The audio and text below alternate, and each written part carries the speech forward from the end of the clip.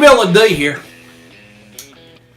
Now I ain't one to brag a lot or nothing like that, but I got a lot of people you writing me in and asking me, Chill, have you ever been to college? Had a couple people ask me if I even knew what college was. I was a little bit hurt by that, but I'm going to go ahead and answer it anyway. I do know what a college is. I have seen a picture of a college.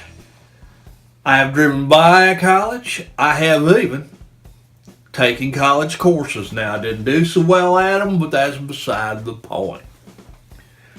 So today, since we're talking about education, I was going to talk a little bit about this thing called the Common Core. Okay? Now, this is a problem, folks. I mean, it's a real problem because this Common Core thing, I mean, let's face it, just the name of it it's just not right, okay? You core an apple and you core an orange, there ain't nothing common about it. I mean, they're both fruit, but that ain't common enough for me, okay? In this Common Core, they're teaching things just that it's just unnatural stuff. They're changing mathematics, they're changing sociology and geography and everything. I mean, these poor teachers, they're underpaid, they're overworked, they got to put up with all this junk all the time. These yuppie parents that's always worried about their kid not getting a trophy for just participating in something. I mean, when old Chill was a kid, I had to learn how to climb a rope in gym class from the gym floor to the gym ceiling, and if you didn't make it to the top, you stayed after school.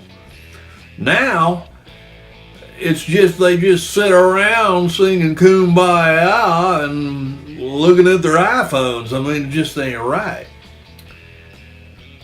And another thing, while we're on the subject, I mean, how many different types of bathrooms do you need in a school now? I mean, you get one kid that's a little bit different, okay, and then they make them put in 14 different bathrooms, one for girls and one for boys, one for girls that look like boys and one for boys that look like girls, and another one for girls that think they are boys, and another one for boys that think they should have been born like a girl. I mean, where does it end? It's just, when I was a kid, we had 2 bathrooms. You was lucky to have that. One for the girls, one for the boys. Alright? And if you got in there goofing around and clogged things up, you were just out of luck. You had to go out to the woods. Okay? So anyway, the other day I got to look into a 7th grade geography book, and I gotta say I was shocked when I looked in there, because I looked at the shape of the United States of America, and I looked at the shape of all the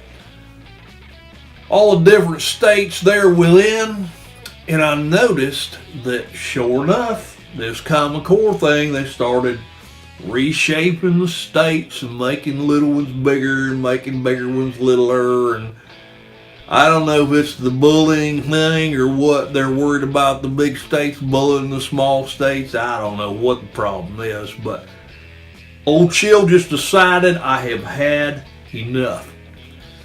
So I got on my internet typewriter and I got on the Google and I decided to look up a map of the United States of America. Yeah, I mean, let's face it, everything on the internet's true, right? So I found the right map, and it's my drive and my issue to get out there and make sure people know, okay, what the true United States looks like. That's where we're going to start. We're going to take this Common Core down one piece at a time. So right here, right now, today, I'm going to show you. Right here is the way the United States should look in the book, okay? Black, white, and a little bit of blue. As you can probably tell, the bluegrass state is well represented right here. You look in one of them Common Core map books, it looks a lot smaller than that. This is a more normal, natural size right there, I'm just saying. I'm thinking that the liberal media and the Democrats and the progressives, they're the ones behind all this anyway. They got a hold of the map books. I'm betting it was Hillary Clinton herself. They got a hold of the map books. She probably used some sort of electronic eraser to change them. I'm surprised Barack Obama didn't do it himself, but he's awful busy screwing up everything else, let's face it. So I got a message from Ms. or Mrs. or whatever, Hillary Clinton. You probably never been to Kentucky, have you, Hillary? You probably have seen a picture of Kentucky, but I'm guessing that you don't even want to come to Kentucky.